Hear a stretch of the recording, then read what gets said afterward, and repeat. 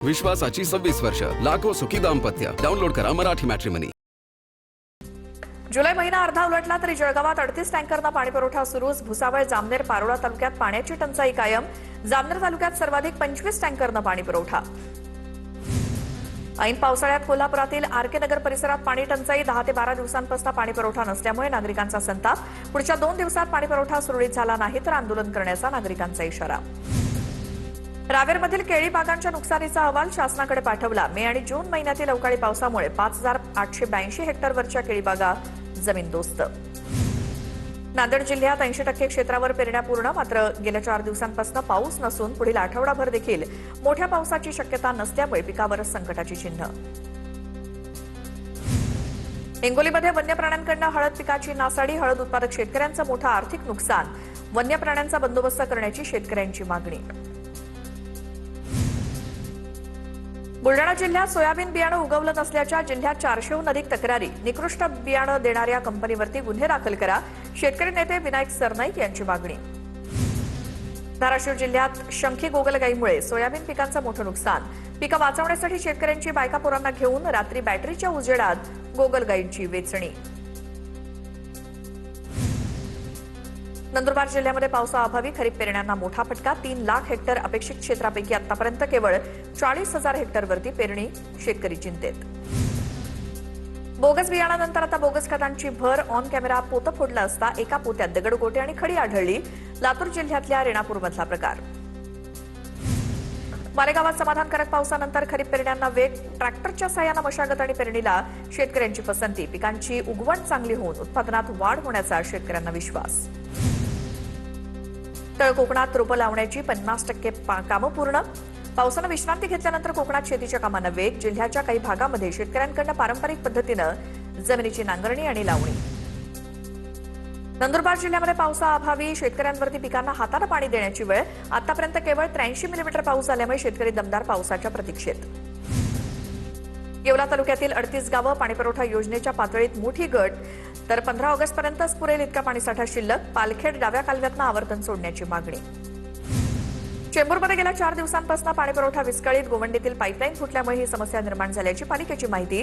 दुरुस्तीनंतरही पाण्याचा दाब पूर्ववत होण्यासाठी आणखी काही दिवस लागणार. सिंधुदुर्गातील आंबोलीमध्ये पर्यटकांची मोठी गर्दी. सध्या आंबोलीत आल्हाददायक वातावरण. जिल्ह्यातील पर्यटकांसोबतच कोल्हापूर, बेळगाव, गोवा या ठिकाणाहून सुद्धा पर्यटक दाखल.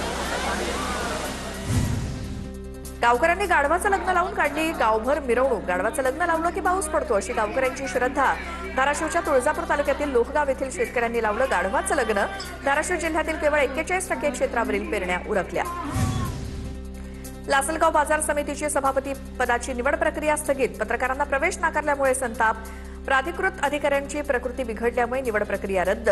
वार्तांकनासाठी आलेल्या पत्रकारांना प्रवेश नाकारल्यामुळे निफाड पोलिसांविरोधात तीव्र नाराजी व्यक्त. पुण्याच्या मावळमधील पाटण गावात दरड कोसळून झालेल्या दुर्घटनेची उपमुख्यमंत्री सुनेत्रा पवारांकडून पाहणी. प्रत्यक्ष घटनास्थळी जाऊन अधिकाऱ्यांकडून परिस्थितीचा आढावा घेतला. नांदेडच्या विष्णुपुरीमध्ये तुटलेल्या उड्डाणपुलाची आमदार आनंदराव मोंढारकरांकडून पाहणी.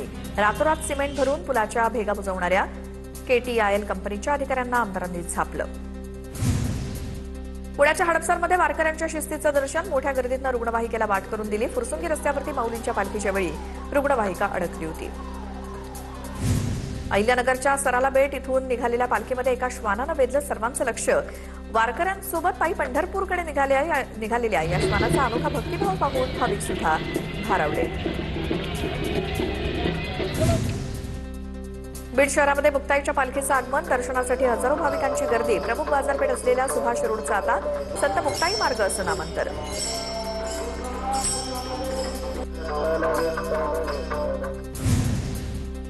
साताऱ्यामध्ये शेतकऱ्यांना रस्त्यावरती शेकडो लिटर दूध ओतल्याचा प्रकार. FDA कारवाईच्या भीतीनं दूध ओतून दिल्याचा दावा.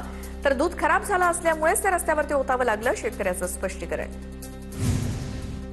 ठाण्यामध्ये झाड कोसळून एक महिला गंभीर जखमी. मनपाच्या ढिसाळ कारभारामुळे झाड कोसळल्याचा शिकापचा आरोप.